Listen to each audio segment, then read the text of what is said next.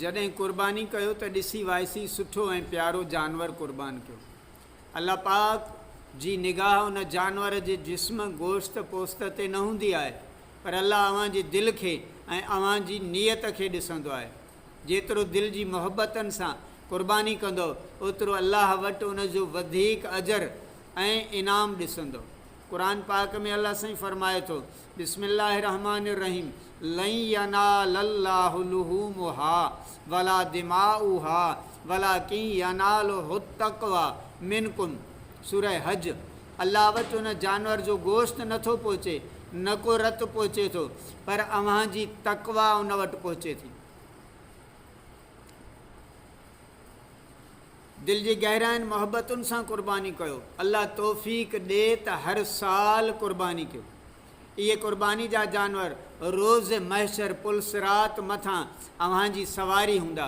सैयद आलम सल्लल्लाहु अलैहि वसल्लम फरमायो, इस्तशरिकू दुहायाकुम फ़इन्नहा अला सिरात मतायाकुम। पंहिंजे उज़ाहनि खे जानवर सुहिणा कयो, ताते पाले मतारा कयो, छो त उहे पुल सिरात मथां तव्हांजी सवारी हूंदा। हिकु रिवायत में आहे त नबी करीम सल्लल्लाहु अलैहि वसल्लम फरमायो त जंहिं क़ुर्बानी कई सो क़बर खां निकिरंदो त उन जी क़बर मथां हिकु सुहिणो जानवर बीठल हूंदो, जंहिंजा वार सोन जे तारनि वांगुरु हूंदा, उन जा सिंग बि सोना हूंदा, उन जूं अखियूं याकूत मिसल हूंदियूं। हीउ चवंदो, ऐं जानवर तूं छा आहीं, मूं तो जहिड़ो को जानवर अॻु कॾहिं न ॾिठो।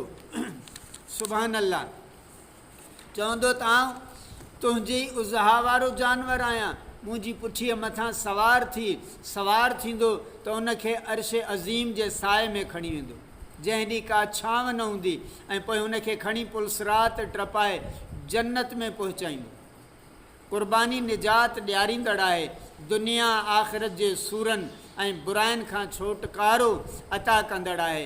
अल्लाह सिंह क़ुरान में फरमायो, यौम नहशुरुल मुत्तकीन इला रहमान वफ़दा व नुसूकुल मुजरिमीन इला जहन्नम विरदा। सूरह मरियम। क़यामत वारे ॾींहुं असां परहेज़गारनि खे रहमान ॾांहुं शाही वफ़द जे सूरत में शान मान सां वठी वेंदासीं ऐं मुजरिमनि खे उञारो जहन्नुम ॾांहुं हकलींदासीं। हिन आयत जी माना हज़रत अली उल मुर्तज़ा रज़ियल्लाहु ताला अन्हु इहा कई आहे त क़यामत ॾींहुं मुत्तकी बाना अल्लाह ताला ॾांहुं उम्दा सवारियुनि ते चढ़ी ईंदा, ऐं उहे सवारियूं क़ुर्बानी जा जानवर हूंदा। क़ुर्बानी करण में हिकमत इहा आहे जो अवल त क़ुर्बानी जे जानवर खे पाले